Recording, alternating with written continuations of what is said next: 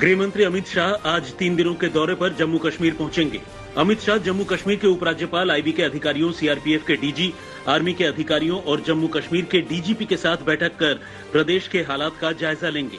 गृह मंत्री के जम्मू कश्मीर के दौरे को लेकर सुरक्षा के पुख्ता इंतजाम किए गए हैं। चप्पे चप्पे पर सुरक्षा बलों की तैनाती की गई है। साथ ही कई जगहों पर हाईटेक ड्रोन और स्नाइपर्स के जरिए भी निगरानी रखी जा रही है। 24 अक्टूबर को गृह मंत्री जम्मू में आईआईटी में नए ब्लॉक का उद्घाटन करेंगे और जनसभा को संबोधित करेंगे। 25 अक्टूबर को श्रीनगर में राजनीतिक दलों के प्रतिनिधियों से मुलाकात करेंगे। गृह मंत्री अमित शाह के दौरे से पहले एनआईए ने जम्मू कश्मीर में बड़ी कार्रवाई की। जम्मू कश्मीर के 6 जिलों में एनआईए ने 10 जगहों पर छापेमारी की और छापेमारी में आतंकी साजिश के केस में 8 आरोपियों को गिरफ्तार किया। इस केस में अब तक 13 आरोपियों की गिरफ्तारी हो चुकी है। जम्मू कश्मीर में अचानक बढ़ी आतंकी घटनाओं को रोकने के लिए सख्ती शुरू हो गई है। इसके लिए केंद्र शासित प्रदेश की जेलों में बंद हार्डकोर आतंकियों को दूसरे राज्यों की जेलों में शिफ्ट किया जा रहा है। कश्मीर घाटी की अलग अलग जेलों में बंद 26 आतंकियों का पहला ग्रुप शुक्रवार को ही उत्तर प्रदेश की आगरा सेंट्रल जेल के लिए रवाना किया गया। एक्ट्रेस अनन्या पांडे से एनसीबी सोमवार को फिर से पूछताछ करेगी। आर्यन खान के साथ चैट सामने आने के बाद एनसीबी ने शुक्रवार को 4 घंटे अनन्या से पूछताछ की। इससे पहले गुरुवार को भी अनन्या से 2 घंटे तक पूछताछ हुई थी। जानकारी के मुताबिक एनसीबी के सवाल उनकी चैट से जुड़े रहे। अनन्या के दोनों फोन एनसीबी ने सीज किए हैं और उसी की जांच के आधार पर उनसे पूछताछ की जा रही है। केंद्र सरकार ने आईटी नियमों को चुनौती देने वाली व्हाट्सएप की याचिका का विरोध किया है। साथ ही दिल्ली हाई कोर्ट से ये कहते हुए याचिका खारिज करने की अपील की है कि ये सुनवाई के योग्य नहीं है।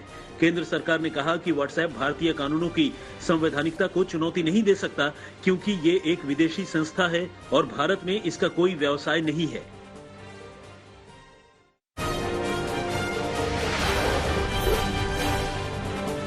कांग्रेस महासचिव प्रियंका वाड्रा आज यूपी में प्रतिज्ञा यात्रा की शुरुआत करेंगी। यूपी के बाराबंकी में प्रियंका वाड्रा कांग्रेस की प्रतिज्ञा यात्रा को हरी झंडी दिखाएंगी। इसके अलावा वाराणसी और सहारनपुर से भी कांग्रेस की प्रतिज्ञा यात्रा निकाली जाएगी। माना जा रहा है कि प्रतिज्ञा यात्रा की शुरुआत के मौके पर प्रियंका वाड्रा कई घोषणाएं कर सकती हैं। प्रियंका पहले ही ऐलान कर चुकी हैं कि कांग्रेस यूपी में 40% टिकट महिलाओं को देगी। इसके अलावा छात्राओं को मोबाइल और स्कूटी देने का भी वादा किया गया है।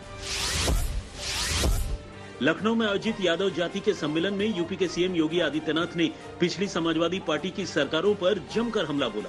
योगी आदित्यनाथ ने कहा कि समाजवादी पार्टी की सरकार में आतंकवादियों की आरती उतारी जाती थी, मुकदमे वापस लिए जाते थे और राम भक्तों पर गोलियां चलाई जाती थी। इसके साथ ही योगी आदित्यनाथ ने उमर खालिद के पिता से अखिलेश यादव की मुलाकात पर भी सवाल उठाए।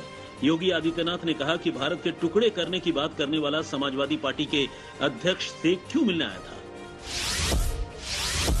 बिहार में महागठबंधन टूट की तरफ बढ़ गया है। बिहार कांग्रेस के प्रभारी भक्त चरण दास ने 2024 के लोकसभा चुनाव में बिहार की सभी सीटों पर चुनाव लड़ने का ऐलान किया है। इतना ही नहीं, भक्त चरण दास ने महागठबंधन में टूट के लिए आरजेडी को ही जिम्मेदार ठहराया। दरअसल राज्य की 2 सीटों तारापुर और कुशेश्वर स्थान पर हो रहे विधानसभा उपचुनाव में दोनों पार्टियां आमने सामने हैं, जिसके बाद से ही दोनों पार्टियों के बीच तनातनी जारी है। इस बीच आरजेडी के प्रवक्ता मृत्युंजय तिवारी ने कहा कि भक्त चरण दास को बिहार की जमीनी हालात का पता ही नहीं है। हाल में कांग्रेस में शामिल हुए कन्हैया कुमार ने इशारों में तेजस्वी यादव पर करारा हमला बोला है। जिग्नेश मेवानी और हार्दिक पटेल के साथ पटना पहुंचे कन्हैया कुमार ने बिना तेजस्वी का नाम लिए कहा कि कुछ लोग पढ़े लिखे होते हैं लेकिन लठैत की भाषा बोलते हैं और जिन्हें ऐसा नहीं चाहिए वो केवल गुणा गणित करेंगे। पंजाब कांग्रेस में उथल पुथल के बीच पार्टी ने हरीश रावत को प्रभारी पद से हटा दिया है।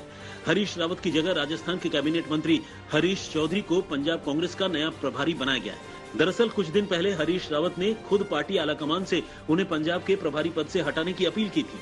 प्रभारी पद से हटाए जाने के बाद हरीश रावत ने ट्वीट किया है कि पार्टी के प्रति कर्तव्य की पुकार है कि मैं एक स्थान उत्तराखंड में पूरी शक्ति लगाऊं। मेरे दिल में हमेशा पंजाब रहेगा। गुजरात कांग्रेस के नेताओं ने दिल्ली में राहुल गांधी से मुलाकात की। इस मुलाकात के दौरान गुजरात में पार्टी के नए अध्यक्ष और विपक्ष के नेता के नाम पर चर्चा हुई। माना जा रहा है कि दीपावली से पहले कांग्रेस गुजरात में अध्यक्ष और विपक्ष के नेता के नाम का ऐलान कर सकती है।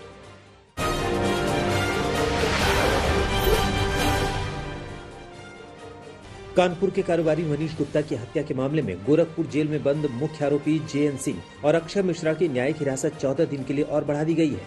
दोनों आरोपियों की जेल से ही वीडियो कॉन्फ्रेंसिंग के जरिए कोर्ट में पेशी हुई। उनकी न्यायिक हिरासत 3 नवंबर तक रहेगी। JN सिंह और अक्षय मिश्रा को गोरखपुर की बांसगांव पुलिस ने 10 अक्टूबर को गिरफ्तार किया था। इनके ऊपर 1-1 लाख रुपए का इनाम घोषित किया गया था। धनबाद के आसनबनी गांव में अमरूद तोड़ने पेड़ पर चढ़ा 12 साल का बच्चा नीचे रखे सरिया पर गिर गया। इसमें 3 सरिया युवक के शरीर में घुस गईं। स्थानीय लोगों ने कटर ब्लेड से किसी तरह सरिया को काटा, जिसके बाद आनन फानन में उसे अस्पताल पहुंचाया गया। बच्चे का इलाज अस्पताल में चल रहा है, जहां उसकी हालत गंभीर बताई जा रही है। इंदौर में पुराने विवाद के चलते बदमाशों ने एक व्यापारी का हाथ काट दिया। किराना व्यापारी ने 2 महीने पहले एक शराबी से विवाद होने पर चांटा मार दिया था। इसके बाद शराबी ने देर रात बदला लेने के इरादे से व्यापारी पर हमला किया। घटना के बाद से आरोपी फरार हैं, जिनकी पुलिस तलाश कर रही है।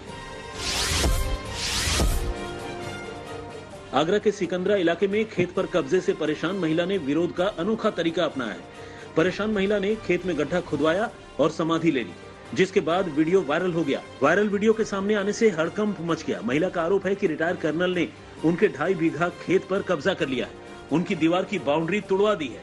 मामले की जानकारी मिलते ही राजस्व विभाग की टीम मौके पर पहुंच गई। कार्रवाई का आश्वासन देकर महिला को समाधि के बाहर निकाला। मौके पर टीम बुलाकर जमीन की पैमाइश करवाई गई। महिला का कहना है कि जब तक उन्हें इंसाफ नहीं मिलेगा, उनका प्रदर्शन जारी रहेगा। अंबाला शहर के विधायक असीम गोयल के आवास के बाहर ड्यूटी से गैर हाजिर रहना आधा दर्जन से ज्यादा एसपीओ को भारी पड़ गया है। अंबाला एसएसपी ने विधायक निवास के बाहर गैर हाजिर रहने वाले एसपीओ के खिलाफ कड़ा एक्शन लिया है। लगभग आधा दर्जन से ज्यादा एसपीओ को नौकरी से बर्खास्त कर दिया गया है। अंबाला एसएसपी ने हाल ही में एसपीओ की ड्यूटी विधायक निवास के बाहर सुरक्षा के मद्देनजर लगाई थी, लेकिन जब निरीक्षण किया गया तो करीब आधा दर्जन से ज्यादा एसपीओ अपनी ड्यूटी पर गैर हाजिर दिखे।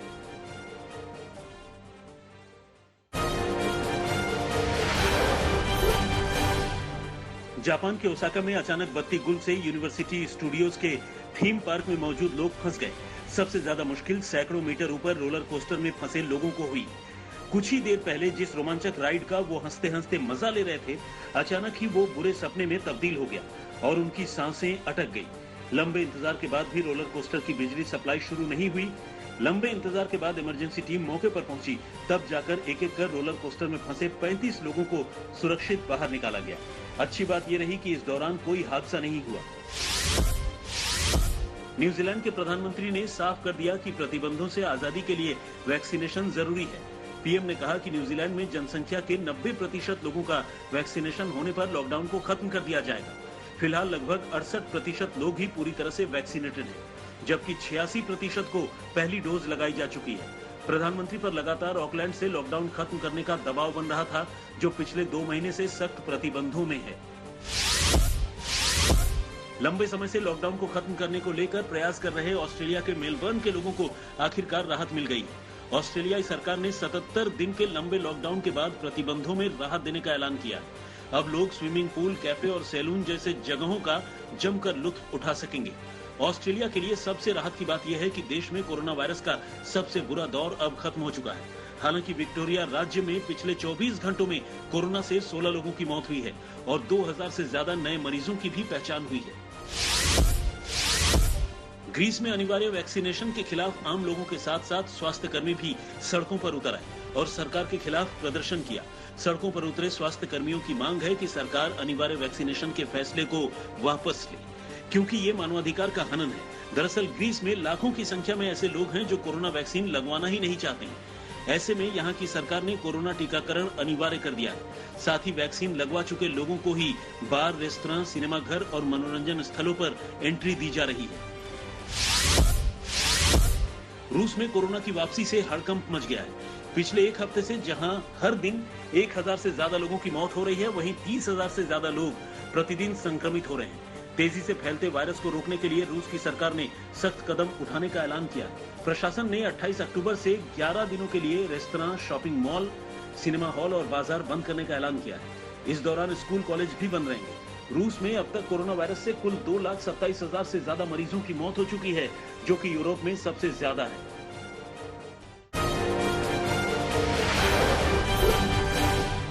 फ्रांस के famous French comic series asterisk and the Griffin का न्यू एडिशन बिक्री के लिए बाजार में मौजूद है। देश के मशहूर बुक शेल्फ पर इसकी बिक्री के ऐलान के बाद बड़ी संख्या में लोग इसकी खरीदारी के लिए पहुंचे हैं। इस कॉमिक सीरीज के कार्टून कैरेक्टर्स एस्टेरिक्स और ग्रिफिन ग्राहकों के स्वागत के लिए पूरी तरह तैयार दिखे। बुक स्टोर्स पर दोनों कैरेक्टर्स लोगों को गले लगाते नजर आए और फोटो के लिए पोज भी दिया। इस सीरीज का मशहूर पूंछों वाला नायक एस्टेरिक्स अपने कारनामों से पाठकों का मनोरंजन करता है। इस कॉमिक्स की दुनिया भर में काफी ज्यादा लोकप्रियता है। इस सीरीज के अब तक 37 मिलियन से अधिक एल्बम बेचे जा चुके हैं। लैटिन अमेरिकी देश चिली में मछुआरे और नौसैनिकों के बीच हिंसक झड़पें हुई, जिसमें कई लोग घायल हो गए। वेलपराइसो बंदरगाह के नजदीक मछली पकड़ने को लेकर ये विवाद हुआ। मछुआरों ने जहां पोर्ट पर खड़ी जहाजों में आग लगाने की कोशिश की, वहीं नौसैनिकों ने आंसू गैस के गोले दागे। स्थानीय मीडिया के मुताबिक पोर्ट पर प्रदर्शन कर रहे मछुआरों को जब नौसैनिकों ने रोका तो मछुआरे भड़क गए और नौसैनिकों पर हमला कर दिया। साथ ही मछुआरों ने बंदरगाह पर खड़ी जहाजों में आग लगाने की कोशिश की, जिसके बाद नौसैनिकों ने हवा में गोलियां चलाई और आंसू गैस के गोले दागे। स्पेन के ला पाल्मा द्वीप से ज्वालामुखी विस्फोट लगातार जारी है, जिसकी ड्रोन तस्वीरें सामने आई हैं और इन तस्वीरों में विस्फोट के बाद बहते लावा को देखा जा सकता है। कम्ब्रे बीजा ज्वालामुखी में 19 सितंबर से विस्फोट शुरू हुआ और तब से ही ये आग उगल रहा है। लावा की धाराएं अटलांटिक महासागर की ओर बहती दिख रही हैं। अब तक 2000 से ज्यादा घर ज्वालामुखी विस्फोट में तबाह हो चुके हैं और 7000 से ज्यादा लोग अपने घरों को छोड़कर सुरक्षित जगहों पर जा चुके हैं।